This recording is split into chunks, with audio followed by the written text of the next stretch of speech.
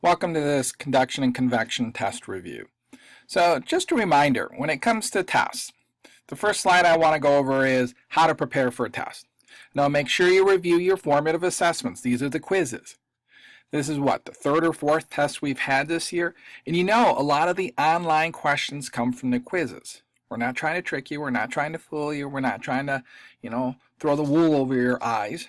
Just go back into the quizzes, especially the quiz questions you got wrong. Study those and make sure you know them for the test. Not all the quiz questions show up in a test, but a lot of them do.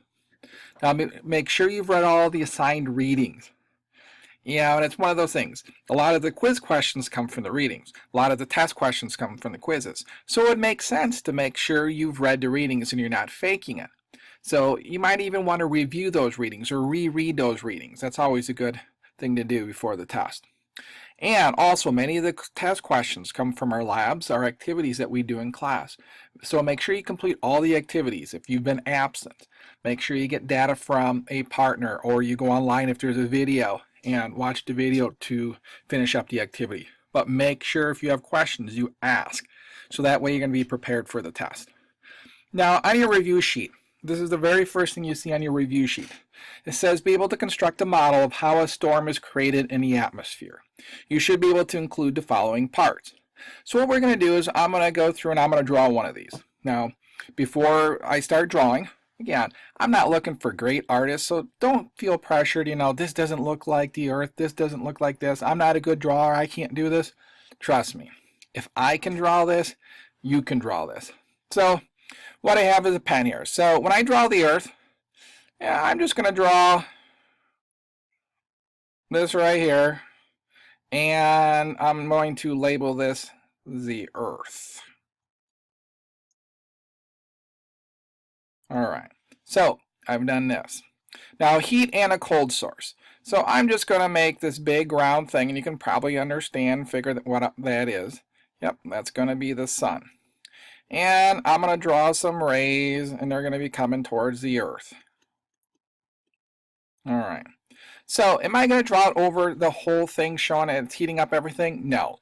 And keep in mind, our planet does not heat up equally. There are sometimes we will have cloudy skies here in Wisconsin, and it'll be sunny in Minnesota.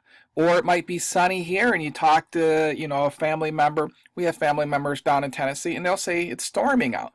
So not all the earth heats up equally every day. So we're going to label our heat and our warm source. So if I had the sun coming down right here, I'm going to label this my heat source. Now I have the sun, but I'm just going to label this heat, or I could label it warm, and I'm going to label this cold. So it could be cold for a couple different reasons. Maybe it's cloudy, maybe there's mountains here and it's blocking some of the sunlight. There's lots of possibilities, but I'm going to label a warm area and a cold area. So if you label this warm, it's not going to make a difference. I'm not going to mark it wrong for that. So I have this. I have the sun coming down, sending some solar radiation down here, warming up the earth. So I got my heat. I've got my cold. Now the next thing I need to do is have air molecules. So when we think of air molecules, what do we know about air molecules? If they are warm, are they going to be close together or far apart? Well, if they heat up, those molecules are moving faster. So I'm just going to put some molecules here, and these will symbolize the warm air. Now, cold air molecules. And you're not going to have to do this in different colors. I am. Cold molecules are going to be closer together or farther apart than the warm molecules. Well, they should be closer together. So I'm going to take this, and it'll take me a few seconds to get this in, but I'm going to put them a lot closer together.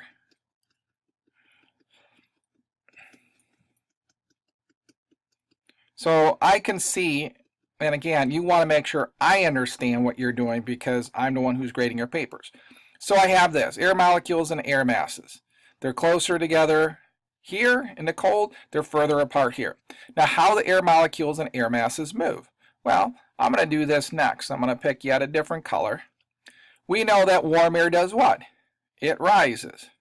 So I'm going to draw a couple arrows here showing that it's rising. What does cold air do? It sinks. All right, so how the whole air mass moves or wind. So if this air is coming up and these air molecules are moving up because they're less dense, what's going to take its place? Well, this colder air. So I'm just going to draw an arrow here and I'm going to label it wind. So make sure you label everything. If you just have arrows, I have no idea what those arrows mean. Don't assume that I understand that a horizontal line here represents wind. I don't know if you know that. Now the location of hotter and colder air masses. Okay, so I can label it hot if we can take it quite literal, or we can label it warm, and I'm going to label this cold. So it's my hot and cold air mass. This is my hot, oops, and that's my cold. So I've done this, and the last thing is areas of high and low pressure. This is the very last thing we talked about before the test. So if these dots are all really, really close together, is it going to be high or is it going to be a low? Well, if they're all packed together, this would actually be a high. So I'm just going to put an H and I'm going to put a circle around it. And this is going to be my low. So I'm going to make a big L and I'm going to put a circle around it. If you want to label it high air pressure, low air pressure, you can do that as well. So now I've done everything I need to get all the credit for my model. Now, what did it take me? About 6 minutes to do this, but I talked through it. You can probably draw this in just a few minutes.